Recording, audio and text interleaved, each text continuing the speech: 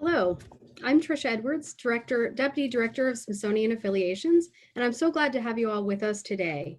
We're pleased to welcome you to our program, Illegal to Be You, Gay History Beyond Stonewall, about the 50th anniversary of the Stonewall Uprising and other pivotal moments in the modern LGBTQ civil rights movement. I know it's going to be an interesting, thought-provoking, and timely discussion, especially as we recognize and celebrate Pride this month. Before we get started, just a few housekeeping items. This program is being recorded. The link will be posted on the Smithsonian Affiliations YouTube page in the coming days, and we'll also make sure we send it out to everyone who registered for the program. Everyone has been muted to avoid background noise and feedback. So if you have comments, please use the chat box. And I see most of you have found that, or many of you have found that already. If you have questions for our presenter, please enter those in the Q&A box. If you're looking for the chat or the Q&A, you can find both of those in the toolbar, either at the top or the bottom of your screen. And our staff will be monitoring both the chat and the Q&A. It's great to see some discussion already in the chat, and we do welcome on-topic discussion and encourage it, but we also ask that you express yourself in a civil manner and treat others with respect. The Smithsonian monitors and may remove comments in accordance with its terms of use, and there's a link to the Smithsonian's terms in the chat for your reference. Closed captioning is available. Just click the closed caption button on your screen and captions will appear. That button is also in the toolbar at the top or the bottom of your screen. If you have a technical issue or a question unrelated to today's discussion, please use the raise your hand feature or post it in the chat box and a Smithsonian staff member will help you out. And finally, there will be a short survey at the end of the discussion. I hope you'll take a moment to complete it to help us shape our future programming. So with the housekeeping out of the way, Smithsonian Affiliations is pleased to host today's program in collaboration with the National Museum of American History, and especially to have Dr. Katherine Ott, curator in the museum's Division of Science and Medicine, as our featured speaker. We're also grateful to have the Senator John Heinz History Center as our lead affiliate partner. The Heinz History Center had originally planned to host Dr. Ott for an in-person program in Pittsburgh. Of course, that was before COVID-19. So the program moved online, and then the team at the History Center was gracious enough to invite our other affiliates to host the conversation for their respective communities. So thank you to the staff at the Heinz History Center, especially President and CEO Andy Masick and Mary Ruth Lethwich, the Center's Director of Education, for helping make today's program available to communities across the nation. At Smithsonian Affiliations, we partner with museums and cultural organizations across the country to support their needs and those of their communities, people like you, while also furthering the Smithsonian's mission, the increase and diffusion of knowledge. Like the Smithsonian, our affiliate partners are committed to education and public service and work in collaboration with the Smithsonian to catalyze critical conversations in their communities and help us all better understand the world around us.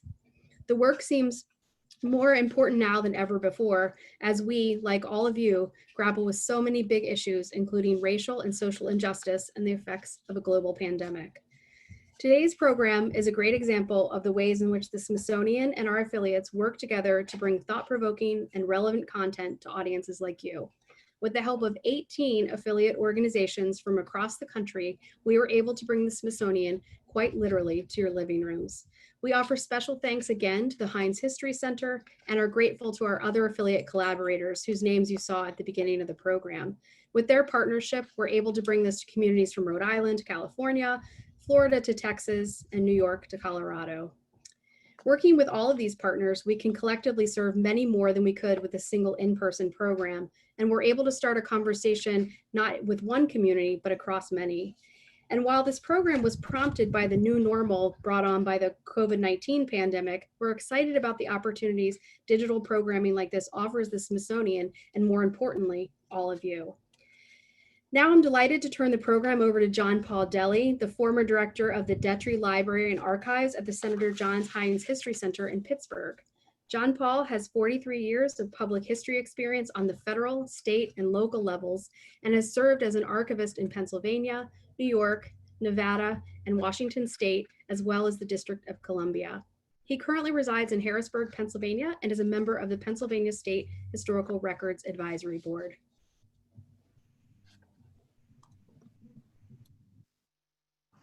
Thank you, Tricia. Good evening. Devoted to the history and heritage of Western Pennsylvania, the Senator John Heinz History Center a family of museums and programs, is Pennsylvania's largest history museum and a renowned affiliate of the Smithsonian Institution. Located in Pittsburgh's Strip District, the Historical Society of Western Pennsylvania's 370,000 square foot complex is also home to the Thomas and Katherine Detre Library and Archives, which since 1879 has been collecting more than 50 million prints, photographs, negatives, books, journals, monographs, maps, letters, catalogs, indices, atlases, oral histories in 5,000 archival collections of individuals, families, businesses, and organizations. These collections reflect the cultural, social, ethnic, and economic diversity of the region. Within these collections are materials relating to the LGBTQ community in all of its diversity, which the History Center celebrates this June with pride. Tonight, I want to provide a very brief overview of how the evolving struggle for human rights and social justice, which continues to this day, is echoed in the documentary evidence that the History Center has been preserving and making available for 141 years. First up is the Diary of Wilson Carpenter, 1846 to 1919, which provides us with an opportunity to briefly discuss one of the chief challenges with collecting and cataloging LGBTQ materials, the problem of language. Wilson never married, and though never sexually explicit, wrote of his great lifelong love for his best friend Ed. He writes about dancing with men, swimming with men, being intimate with men in Pittsburgh's boarding houses. He writes, "I do not believe I will ever love a woman as I have loved a man." He refers to the day he met his friend as his wedding day. But this was long before the word gay was used, and it's impossible for us to ever know for sure whether contemporary labels might ever have been appropriate to describe Wilson's life or to catalog his journal. Archivists must be prudent when applying any label to identities and social interactions which can be fluid and changing over time. An article written about this journal will be linked to the presentation. A second challenge archivists face is one of inclusion, asking who gets to tell the LGBTQ story. Here are the papers of Bet Tikvah, part of the History Center's RAL Jewish History Program and Archives. These congregational records, 1994 to 2017, include minute books, prayer and song books, event and service photographs, correspondence, and oral history interviews of an association of Pittsburgh's gay, lesbian, bisexual, and transgender Jews and their families. Because the LGBTQ community has been oppressed and marginalized, records like these recognize the hope and determination of a faith-based community to celebrate belief and culture, reach out to others, and offer spiritual programs and social services. An example of an LGBTQ activism has been preserved in the records of the Pollock family.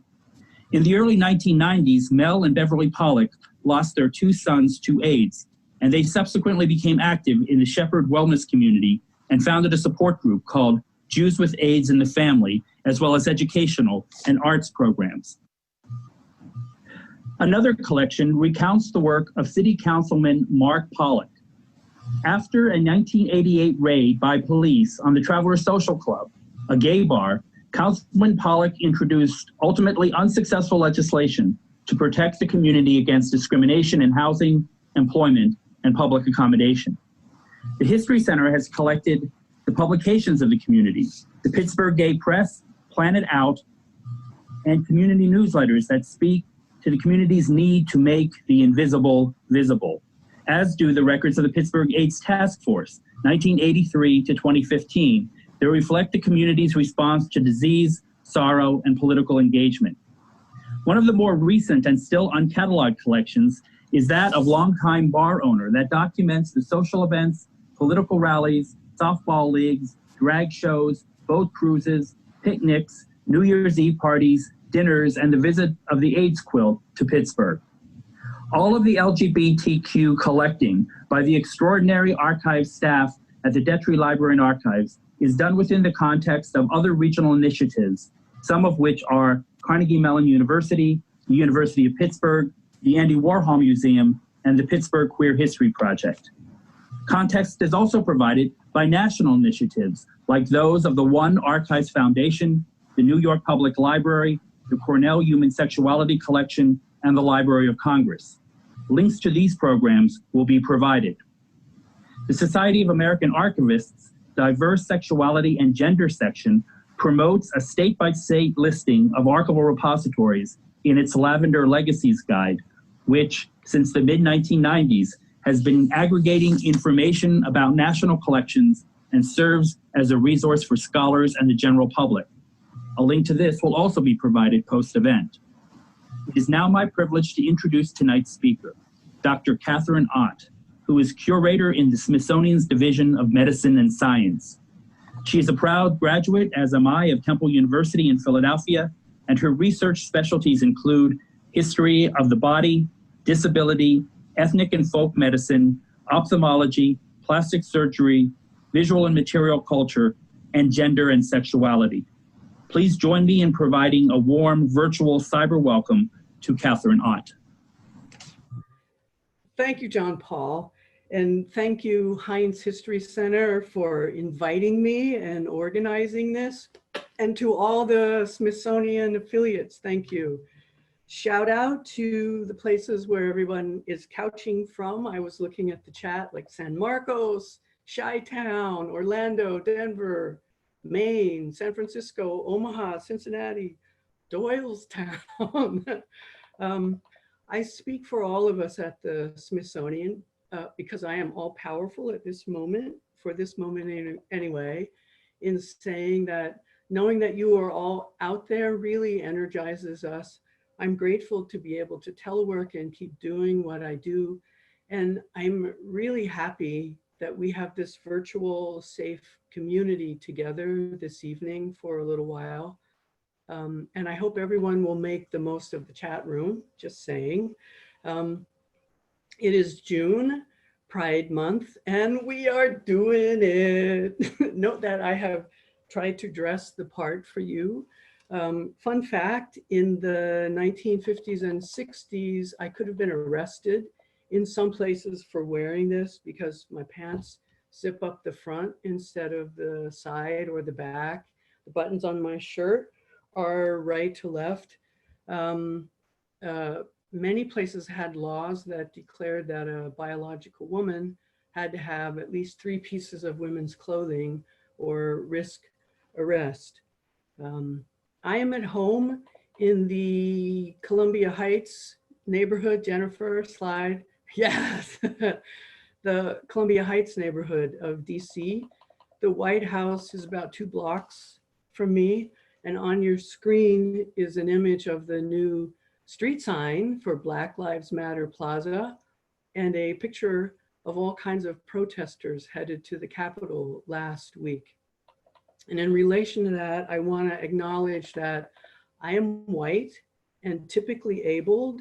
And because of those privileges, I have an unfair advantage, both for survival and for success in life.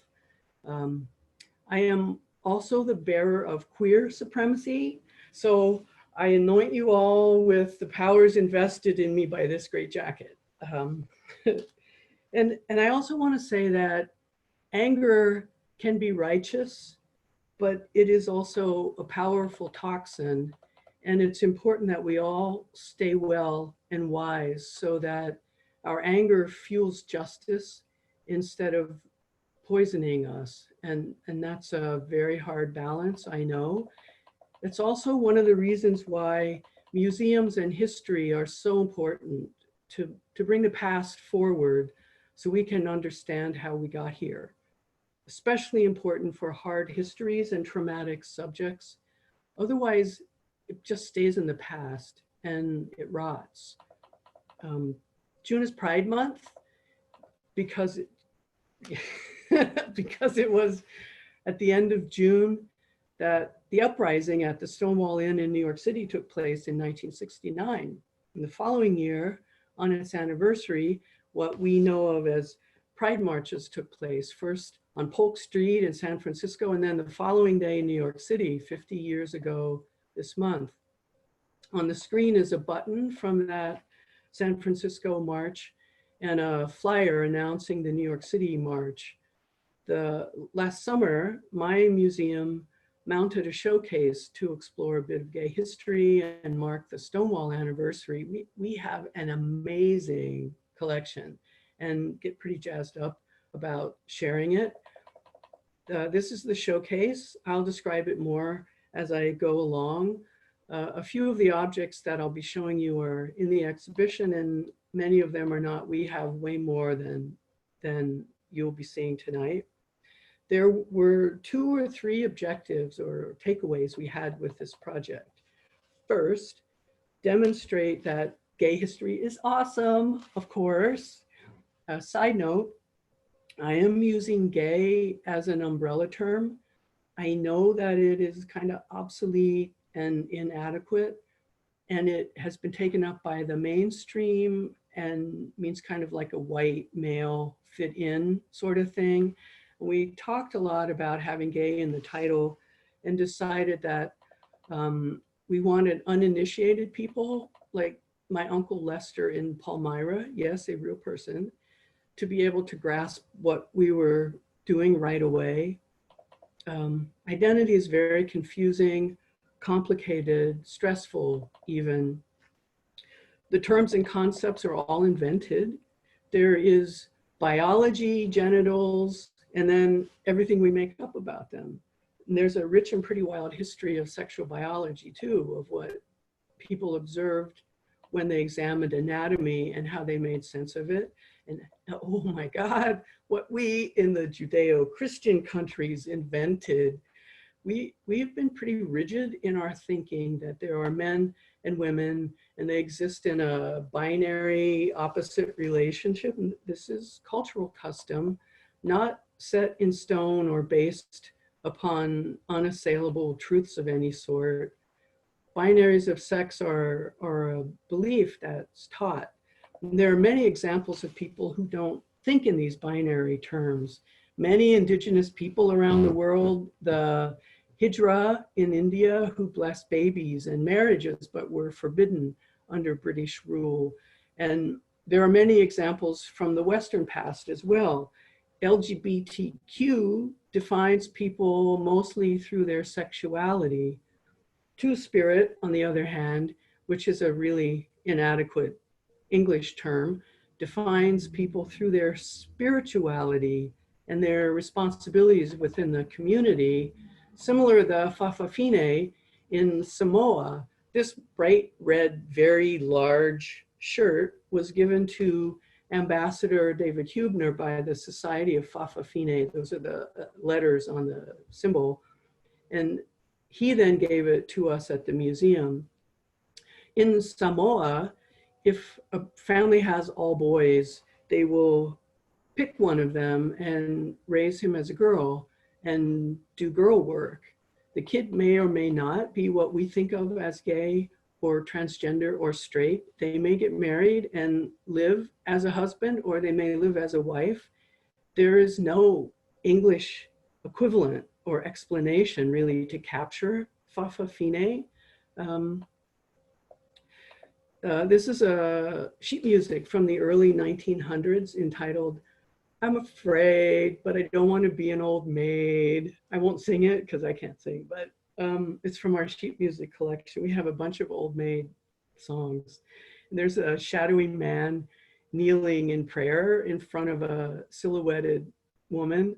It's kind of creepy, I think, and when I was a kid, we played the card game Old Maid, and I never understood why the person stuck with the old maid was the loser. You know, I wanted to be her.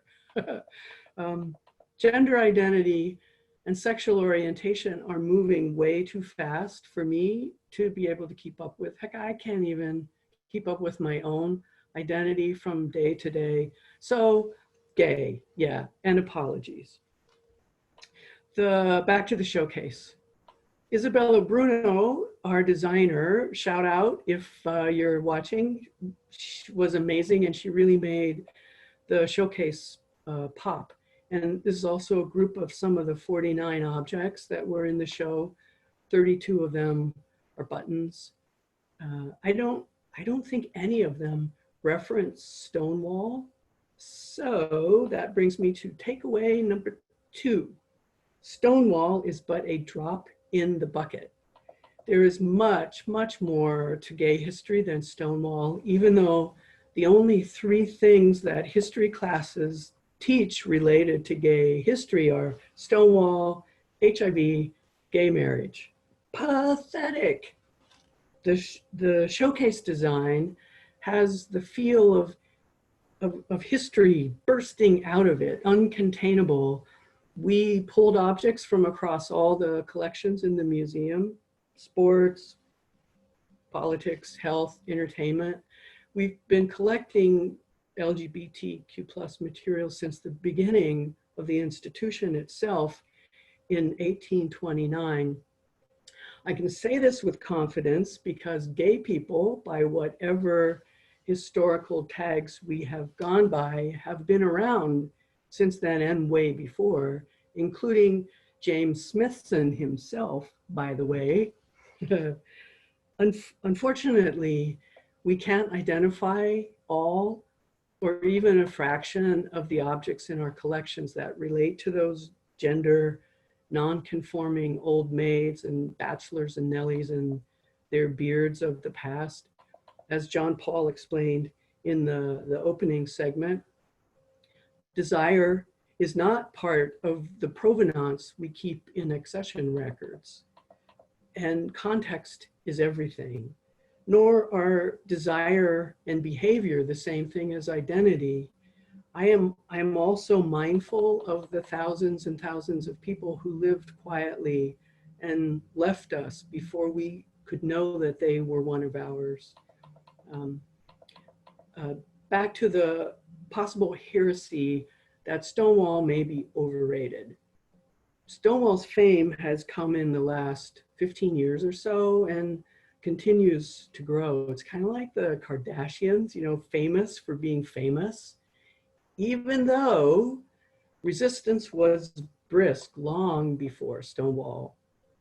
World War II, for example, was epic for queers, really important because of its mass mobilization of people. People found each other, invented themselves anew, and found out about how great sex could be with the right person. The war created social experiences that people did not want to leave behind. Consequently, the homophile movement comes out of World War II with more gathering spaces and groups. By the way, aside, you may hear the sparrows outside my window. I have trained them to like egg me on, so that's what they're doing.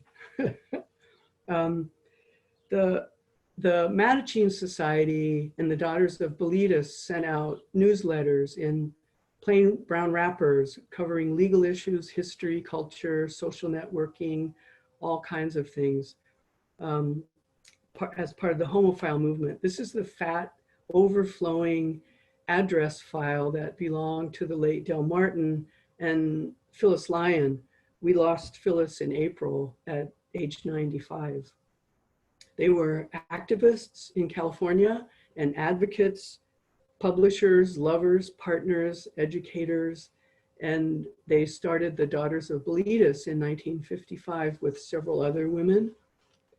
The 1950s and 60s was also a time of pulp fiction, those lurid, low budget, high sexual tension novels with amazing covers like this one.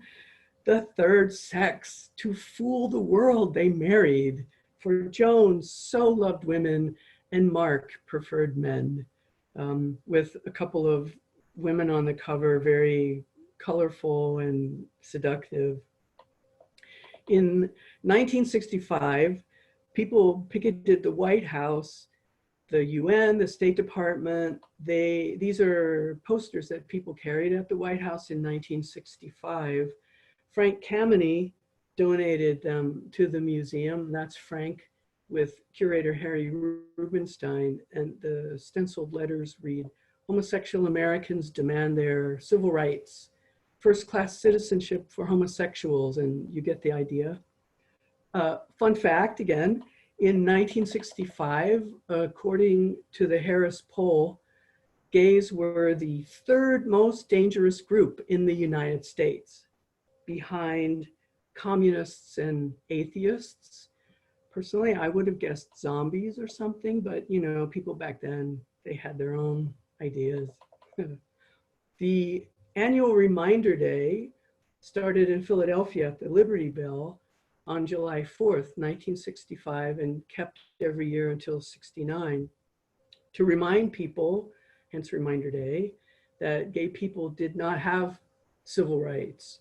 We recently were really fortunate in that Kay Lahusen gave us, Jen, slide, yeah, there we go, gave us a dress that her partner, Barbara Giddings, wore at one of those demonstrations in Philadelphia. It's not my size, nor are any of the First Lady's dresses, just in case you're wondering. This is the striped dress that Barbara is wearing in the picture, picketing in Philadelphia at one of the Reminder Days. Barbara was a major figure in gay rights for decades and either planned or participated in most of the major events. And this is her partner, Kay, taken a couple of years ago. She lives outside Philadelphia, and she's still an activist and very opinionated, and uses the wheelchair for support while she's cruising around Kennett Square. In 1966 in Kansas City, delegates from 15 homophile organizations met together for the first time. The North American Conference of Homophile Organizations, or NACO. And they came up with policies and other civil rights related documents, such as the Homosexual Bill of Rights. Until recently, public space has not been very safe. Same for private space, actually. So bars, private clubs, bathhouses, and similar were a solution. Still not safe in many parts of the country, but in bars, same-sex people couldn't legally touch or dance together, couldn't be served liquor even, hence the famous West Village sip-ins in 1966. So what I'm getting at is that by the time of Stonewall, there was a well-established gay rights movement that was active, experienced, national. There was a gay identity and many examples of radical activism. There were rebels and lawbreakers in LA, San Francisco, Milwaukee, New York, Philadelphia, resistors in big and small ways everywhere, way before Stonewall. Many galvanizing events have come since then that, in my opinion, helped indirectly to elevate Stonewall to its current status, such as in 1974, the Combahee River Collective, a group of African-American lesbian feminists in Boston, wrote a very powerful statement about the interlocking identities people have and the way oppression works. And more recently, that's been called intersectionality, but they were writing about it in 1974. There's the murder of Harvey Milk and Mayor Moscone in San Francisco in 1978, followed by 2 days of rioting. Certainly HIV and AIDS activism and its massive influence on policy, drug development, breaking stigma, the arts, is another major force, more powerful than Stonewall, I think. So in a nutshell, what led to the rebellions and resistance of the 1960s and the post-Stonewall 70s was decades of oppression and an emerging sense of shared struggle and community around poverty, Vietnam and the war, race, and sexuality. In fact, the gay activists who generated the gay rights movement that has been attributed to beginning with Stonewall or kicked off by Stonewall, in their interviews, they all pointed to the widespread resistance and rioting of 1968 as the trigger for their activism, not Stonewall. This is a yellow and navy banner from the Philadelphia chapter of the Gay Activists Alliance with the lambda symbol and the linked male and female symbols, which brings me to our takeaway number 3. Being gay is intersectional. No one is just one thing. In fact, for many people, gay is not their primary identity or concern. It's racism, ableism, misogyny, poverty. In the 1970s, the Stonewall uprising had very little meaning for most gay people outside of New York and San Francisco. They were concerned with civil rights, the Vietnam War, the war on poverty, institutionalization, and similar acts of oppression. This is one of Joan Byron's wonderful photographs. She goes by Jeb, also, you may know her that way. Protesters at the South African Embassy in 1987 with anti-apartheid signs, the Black lesbians and gays against apartheid, they read. And we had this image blown up 10 feet tall, and then it wrapped around the pillar in front of the showcase to make that point. It's impossible to write a unified queer history because the legacies of racism, ableism, settler colonialism, pillage and appropriation, and other kinds of power are always making havoc with the past and the present. Same-sex desire under slavery, among the thousands of cultures of indigenous people, of poor people, women, all have very different and complicated histories. For example, one of my heroes, Bayard Rustin, and his 1942 bus action. Rustin, who was African-American, a pacifist Quaker, and an important leader of the civil rights movement, intentionally, this is 1942, sat in the front of a bus and didn't move when he was told to move. He was beaten by police and dragged off the bus. He did this on purpose to make the point. Rosa Parks, of course, did a similar thing 13 years later and initiated the Montgomery bus boycott, but she wasn't gay, nor had she been arrested for sodomy with a guy in a public park bathroom either. History is complex, and so are people. Another intersectional example, Kitty Cohn was a disability and civil rights activist. She used a chair for mobility. She wore this t-shirt with a hand-drawn figure in a wheelchair and the words 504 unchanged that are handwritten on it during the 504 sit-ins in San Francisco in 1977. It was a month-long occupation of the Health and Human Services building in San Francisco for implementation of the Rehabilitation Act. We can place Kitty within the histories of disability, queerness, and civil rights. And I'm not saying that Stonewall was not important, only that it was not alone. In deciding how to organize an exhibition for the Stonewall anniversary without Stonewall, I had many conversations with individuals and groups of many ages and identities, college classes, I was teaching, friends, the Smithsonian Affinity Group, the SI Pride Alliance, and random strangers. And what came out of that was the main idea of the exhibition, that the only thing all gay people have in common is the risk they take in being themselves. To capture the risk and rewards, we looked at collections to see what aspects of risk and reward the objects were like shouting out to us. And that's how we settled on a couple of guiding questions. How much risk can you manage? How do you find your people? Where can you be safe? What do you do with all of that emotion? And how do you survive, if you survive? By the way, I was trying to think of a catchphrase for my remarks, since we are all museum nerd lovers. So like, out of the galleries and into the chat room, or go ahead, make my visitor day, or no more labels, but obviously a total bust.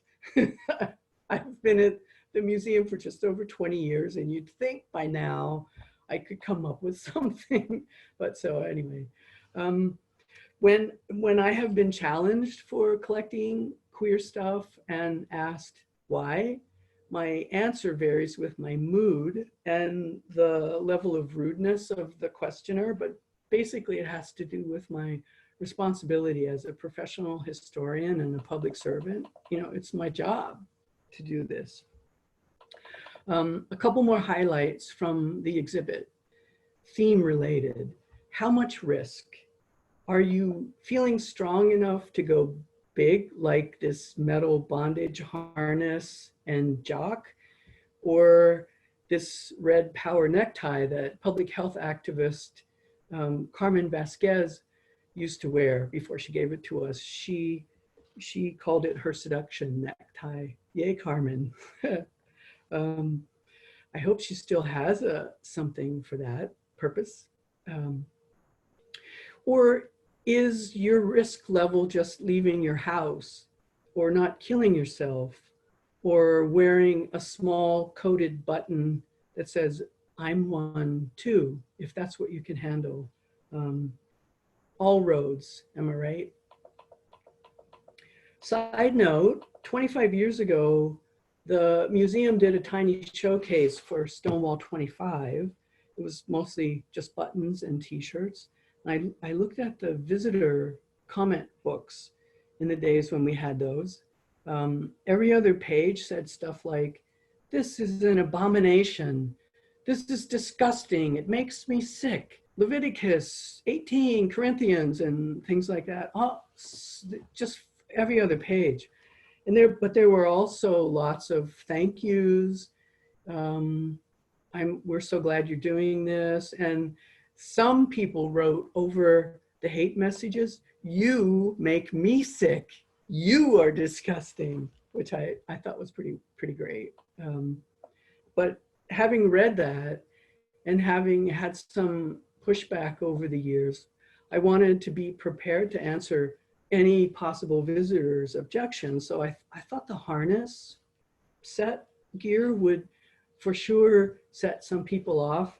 So I had my interns spend a few days scouring popular culture for instances where similar clothing turned up. And that way, when someone objected, I could say, well, have you ever watched The Gladiator, or Avatar, or Star Trek, or Game of Thrones? But sad to say, no one cared. I was thwarted in my righteous defense. But back to levels of risk. This is Renee Richards in her living room a couple of years ago.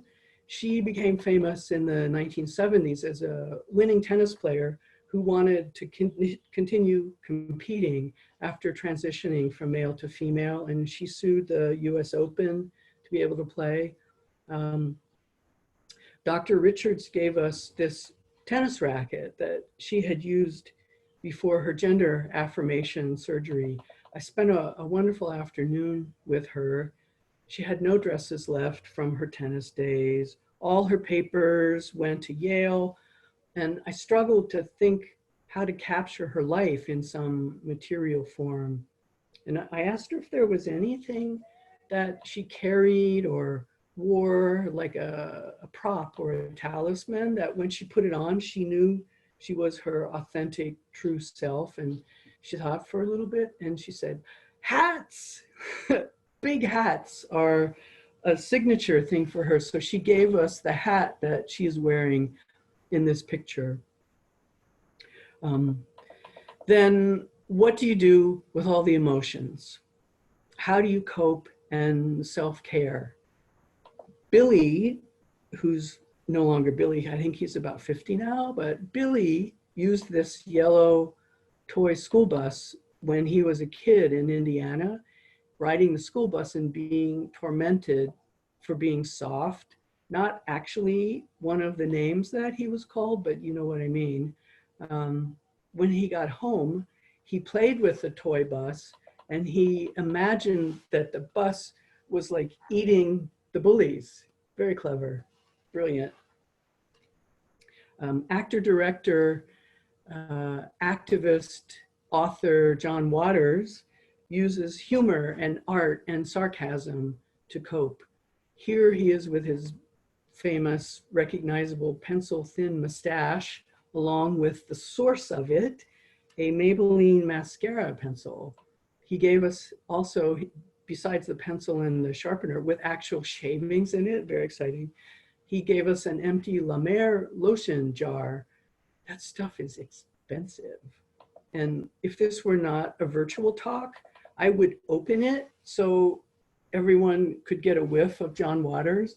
I am sure he would totally be thrilled by that. But so survival can be risky. Some don't survive. Hate cuts us down. This is a black and white photo of graffiti on a wall in Baltimore in the 1980s, I think. It says, "No fags allowed." Someone has pasted a sticker that reads, "Homophobia is a social disease," over one of the offensive phrases. These obscene, threatening slogans with KKK and kill were stuck on the distribution boxes of the Philadelphia Gay News. The publisher, Mark Siegel, saved them and donated them to us. The cross was donated by the Reverend Troy Perry, the founder of the Metropolitan Community Church. The mother church in LA was burned and firebombed, and this cross was made from pieces of the melted stained glass. And some of us don't make it. This is a ring that Matt Shepard bought when he was in college.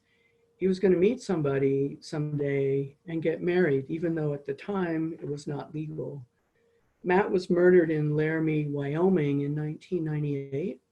He was targeted by two men, robbed, beaten, left to die on the prairie. History is hard. It is necessary to not forget, to say their names. George Floyd, Breonna Taylor, Matt Shepard, Marsha P. Johnson. The Orlando massacre at the Pulse nightclub was only 4 years ago tomorrow. One of the demands of the 1979 first mass march on Washington for gay rights was to repeal all anti-LGBTQ laws. And I would just observe that there are currently over 100 proposed new homophobic laws in 22 states, working their way through state legislatures, mostly based on religious freedom. But to end on a note of defiance and strength, however, my last pithy thought to send you on your way: queer history is kind of like jalapenos. Whether you like it or not, it is still delicious. So on this hot summer night, no matter what brought you here, here you are with all of us. And I just want to say proudly, I am one too, and I do. Thank you. Thank you, Katherine. That was just fantastic. There's the chat has been on fire the entire conversation. Oh, yay.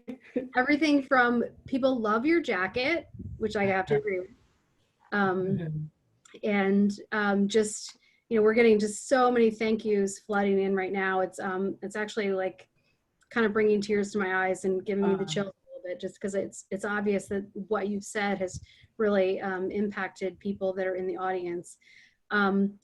So we've got some questions. So a couple of things just related very directly to your talk that people asked. One was, let's see, you mentioned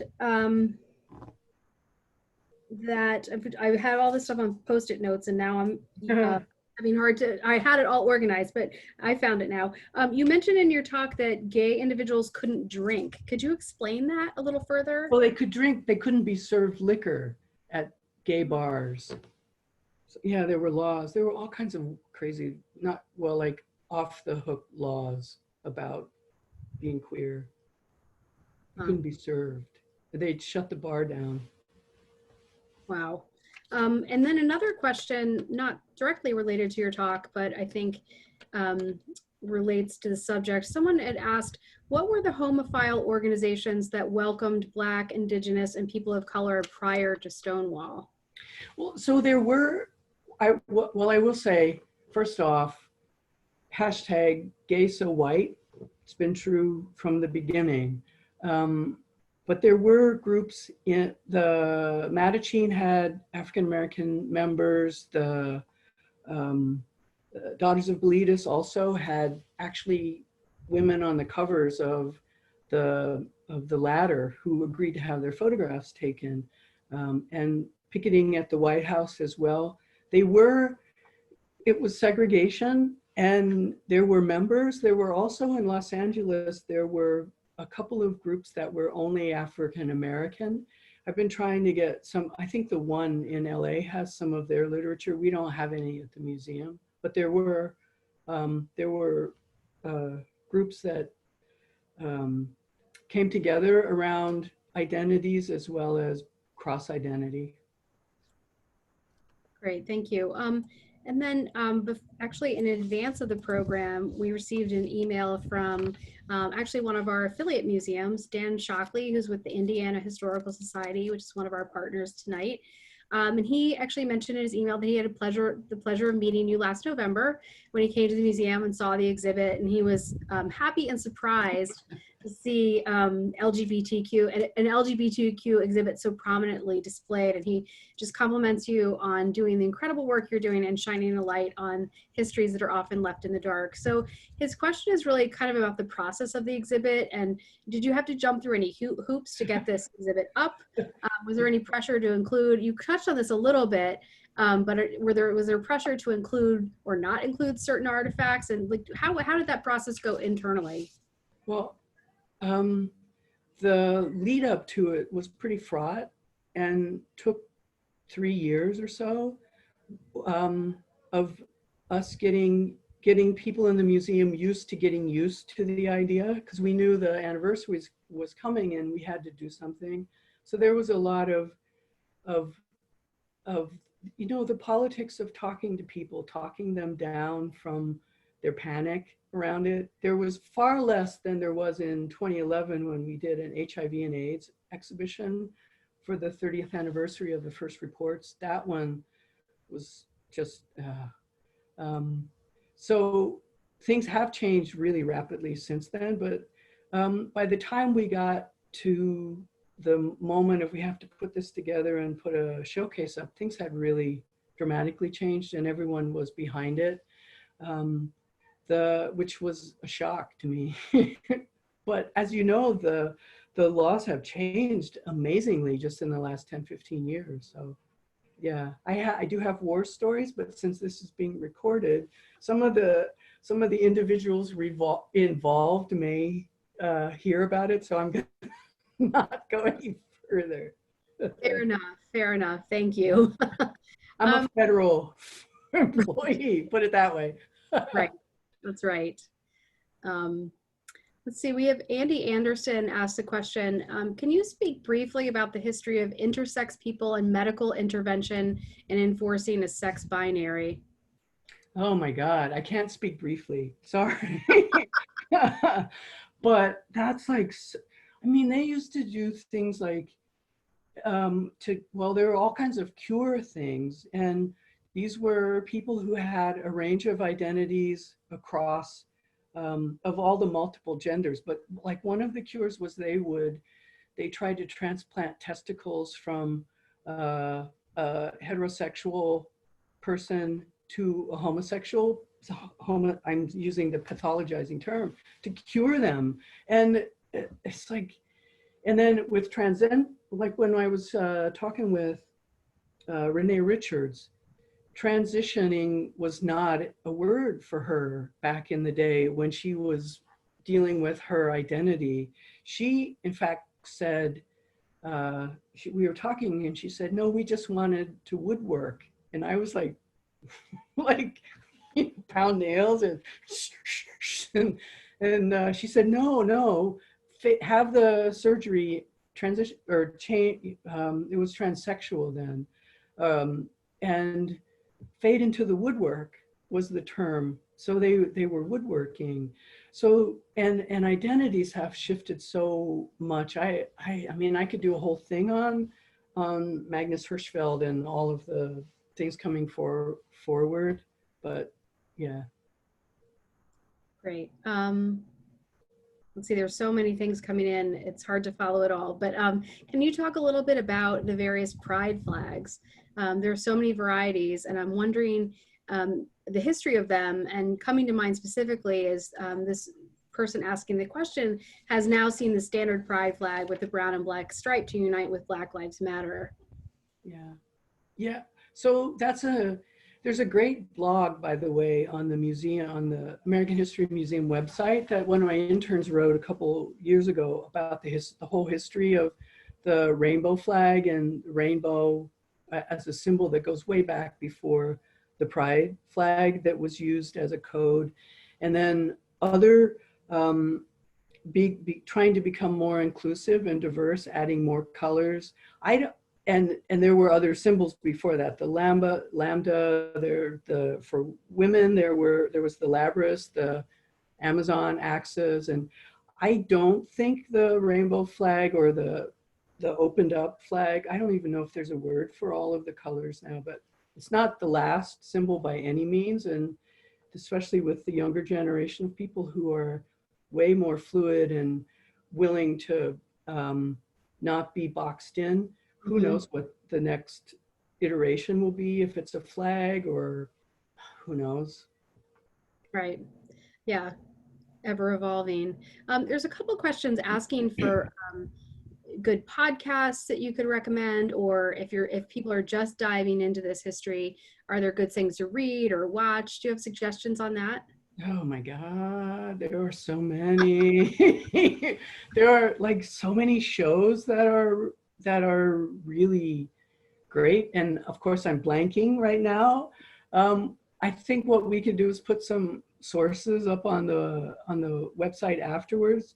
The publishing around queer history is exploding. It's been exploding so it's probably not the right verb because it's been 40 years of exploding. So that's not really possible.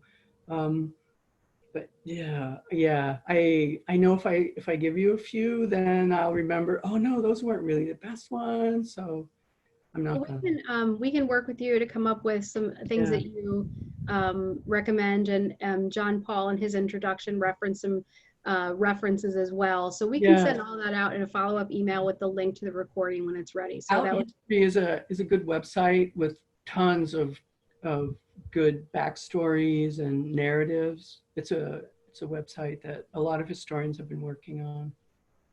Great.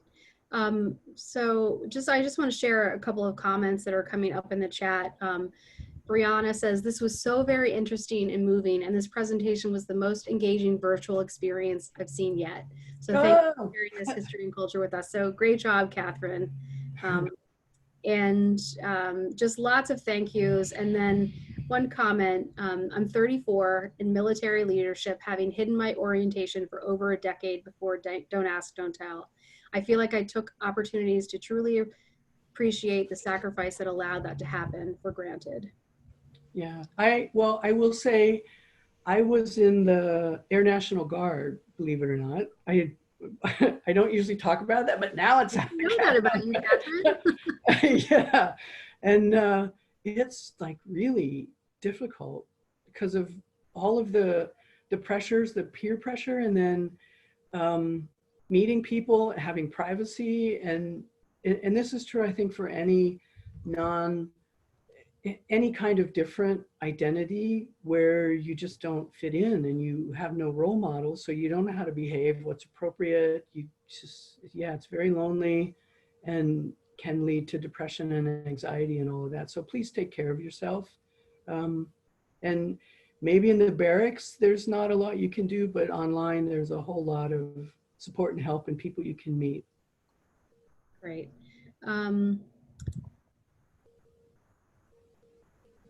There's a couple of questions about collecting and how you decide what to collect. Do things come to you? Do you go to them? How does that all work?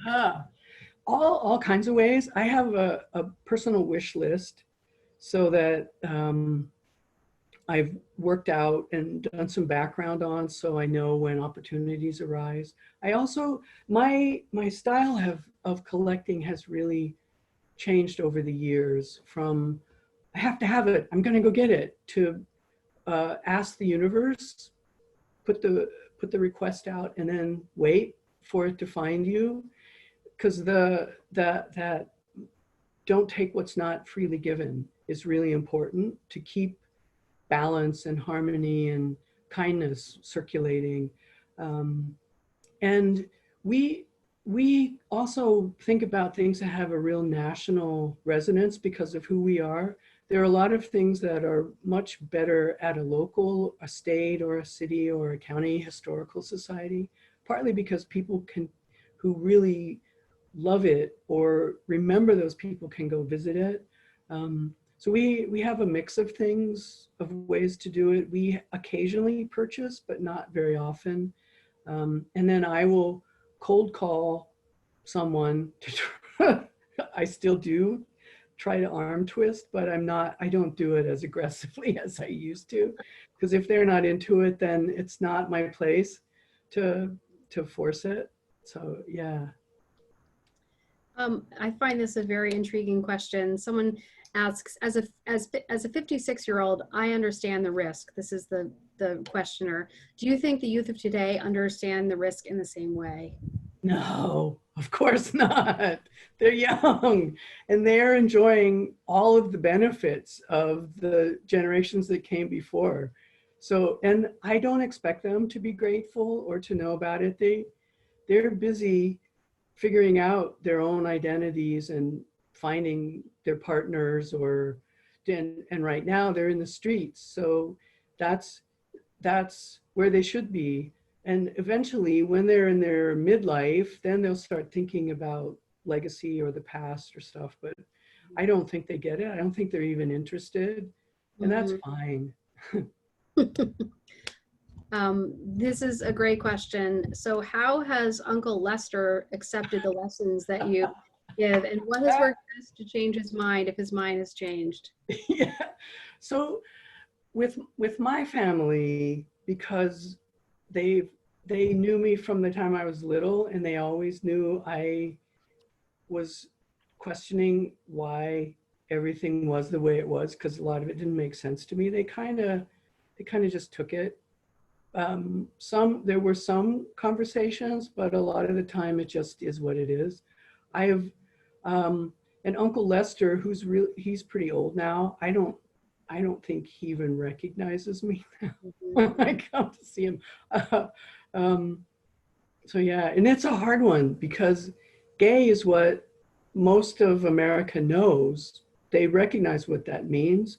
And if you try to explain some of the gradations of gender or erotic attraction and sexual orientation and gender identity, you lose them.